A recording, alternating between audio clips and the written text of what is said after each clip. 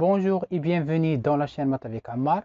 Dans cette vidéo, on va résoudre un nouvel exercice pour le chapitre suite et série de fonctions. Alors, avant de voir la réponse, n'oubliez pas de mettre pause et essayer de travailler l'exercice tout seul. On commence. Soit la suite de fonctions fn définie par fn de x est égal à x exponentielle n au carré sur 1 plus n au carré x au carré exponentielle de n au carré pour tout x appartient au segment 0,1. Donc la première question, étudier la convergence simple de la suite de fonctions fn sur le segment 0,1. Donc toujours pour étudier la convergence simple, on prend un x fixé, soit x appartient au segment 0,1 fixé.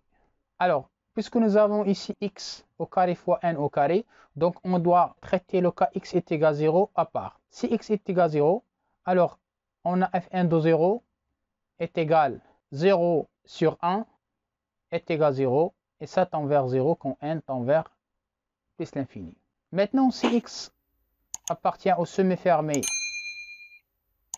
0, 1, alors on a fn de x est égal x exponentielle de n au carré sur 1 plus n au carré x au carré exponentielle de n au carré.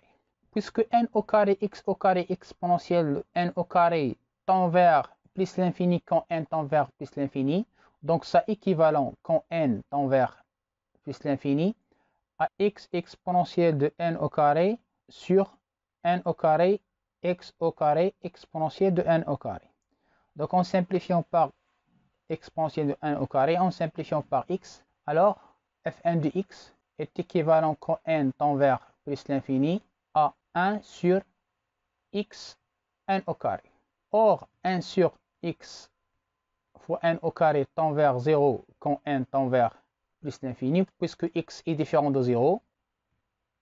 Donc, la limite quand n tend vers plus l'infini de fn de x est égale à 0.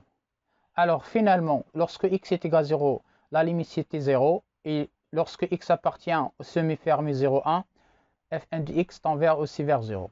Donc, fn converge simplement vers la fonction nulle sur le segment 0,1.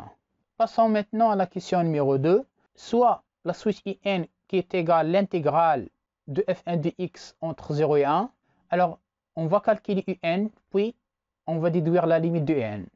Soit n appartient à n. On a un, c'est l'intégrale entre 0 et 1 de fn de x dx.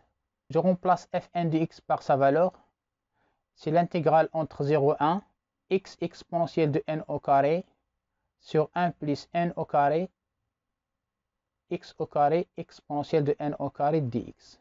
La dérivée de n au carré x au carré exponentielle n au carré, c'est 2 n au carré x exponentielle n au carré. Ici, nous avons seulement x. Alors, je vais multiplier par 2n au carré et on va diviser par 2n au carré ici.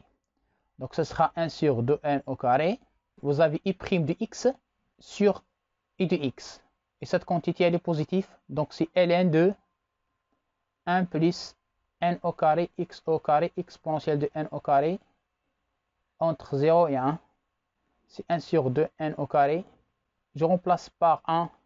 C'est ln de 1 plus n au carré exponentielle de n au carré. Lorsqu'on remplace par 0, il reste que ln de 1 est égal à 0.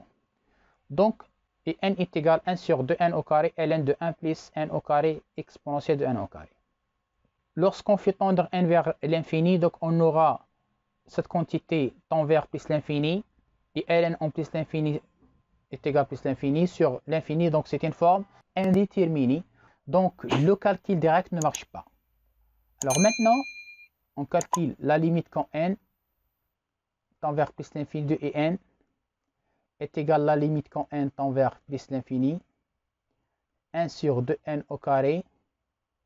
Alors je vais factoriser par n au carré exponentielle de n au carré, ln de n au carré exponentielle de n au carré, facteur de 1 plus 1 sur n au carré exponentielle de n au carré. on sait que Ln transforme le produit en somme. Donc ça est égal à la limite quand n tend vers plus l'infini. 1 sur 2n au carré facteur. Ln de n au carré, c'est 2 ln de n. Ln de l'exponentielle de n au carré, c'est n au carré. Plus ln de 1 plus 1 sur n au carré exponentielle de n au carré. C'est la limite quand n tend vers plus l'infini. 2 ln de n sur 2n au carré. Nous simplifions par 2. N au carré sur 1 demi, n au carré, c'est 1 demi. Plus ln de 1 plus 1 sur n au carré exponentielle de n au carré sur 2n au carré. La limite quand n tend vers plus l'infini de ln de n sur n au carré, ça est égal à 0, plus 1 demi. Quand n tend vers plus l'infini, 1 sur n au carré exponentielle n au carré tend vers 0. Ln de 1, c'est 0. Donc 0 sur l'infini est égal à 0. Donc tout ça est égal à 1 demi. Donc la limite quand n tend vers plus l'infini de i de n est égal à 1 demi. Pour la question 3, que peut-on déduire pour la convergence uniforme de la suite de fonctions fn vers la fonction nulle sur 0,1? D'abord, on a la suite de fonctions fn converge simplement vers 0 sur le fermé 0,1. Et la limite quand n tend vers plus l'infini de i de n, c'est 1 demi. C'est-à-dire que la limite quand n tend vers plus l'infini de l'intégrale entre 0 et 1 de fn du x est égale à 1 demi. Or, l'intégrale entre 0 et 1 de la limite quand n tend vers plus l'infini de fn du x dx est égale la limite de fn du x n'est autre que 0 quand n tend vers plus l'infini est égal à 0. Alors, on a trouvé que la limite quand n tend vers plus l'infini entre 0 et 1 de fn du x dx, cette limite est égale à 1 demi et l'intégrale de la limite est égale à 0. Donc ça est différent à l'intégrale entre 0 et 1 de la limite quand n tend vers plus l'infini de fn de x dx. Et puisque les fonctions fn sont continues sur le fermé 0,1, alors d'après le théorème de l'intégration pour les suites de fonctions,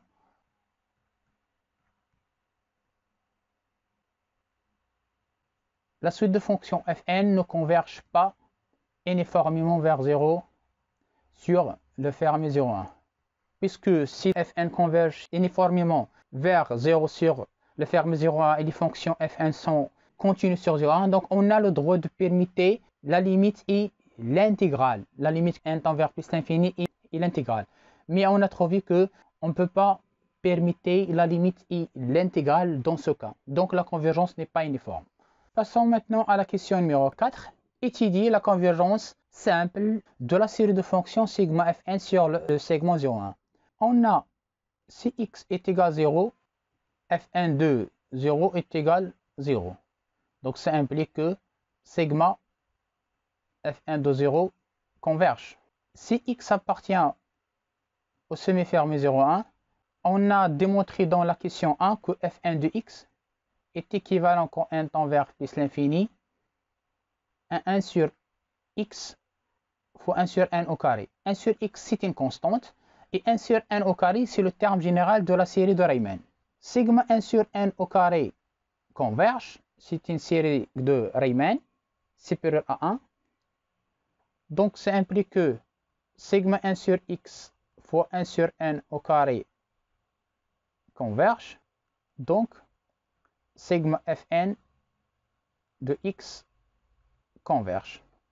Alors, finalement, sigma fn converge simplement sur le segment 0,1.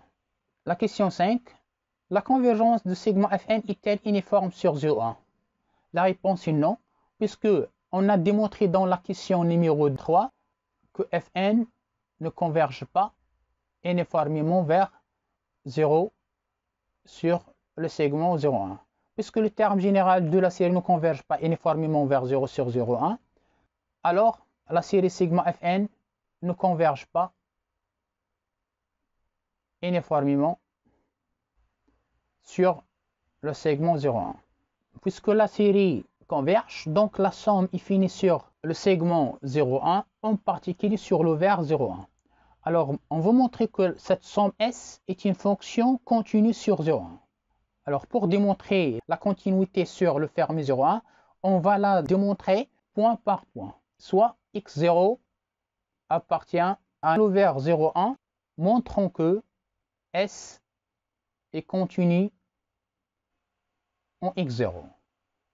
Puisque x0 appartient à l'ovaire 0,1, donc il existe deux constantes dans l'ovaire 0,1 notées A et B, telles que x0 appartient au fermé AB qui est inclus dans l'ovaire 0,1.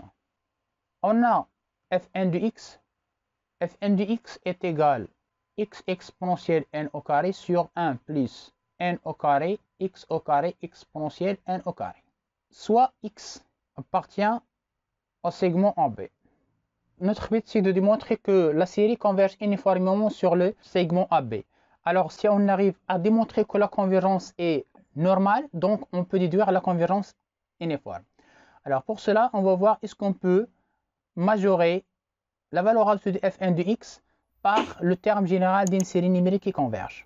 La valeur absolue de Fn de x est égale, puisque x appartient au segment AB, donc ça c'est une valeur positive. AB est inclus dans l'ovaire 0,1. Donc c'est x exponentielle n au carré sur 1 plus n au carré x au carré exponentielle n au carré. La valeur maximale de x sur AB c'est b exponentielle n au carré. Et pour majorer l'inverse, il suffit de remplacer x par la valeur minimale, puisque nous avons ici x au carré. Alors, ça c'est inférieur ou égal à 1 plus n au carré, a au carré exponentielle de n au carré. Et ça est inférieur ou égal à b exponentielle de n au carré. Cette quantité est inférieure ou égale à n au carré, a au carré exponentielle de n au carré. En simplifiant par exponentielle de n au carré, donc la valeur absolue de Fn de x est inférieur ou égal à b sur a au carré fois 1 sur n au carré. 1 sur n au carré, c'est le terme général d'une série de Riemann qui converge. La série de Riemann sigma n au carré converge, puisque de supérieur strictement 1. Donc, sigma Fn converge normalement sur le segment AB. Et on sait que la convergence normale implique la convergence uniforme. Donc, sigma Fn converge uniformément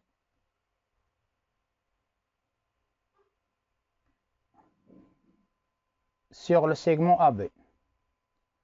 Or, Fn est continu sur le segment AB, quel que soit n dans n. Alors, la somme, c'est la fonction S, est continue sur le segment AB, d'après le théorème de continuité pour les séries de fonctions. S est continu sur le segment AB, en particulier pour x est égal à x0. Donc, S est continu en x0. Puisque x0, c'est un nombre quelconque dans l'ovaire 0,1, donc ça implique que S est continu sur l'ovaire 0,1. Voilà, c'est la fin de cette vidéo. Merci de l'avoir suivi et à la prochaine vidéo. Au revoir.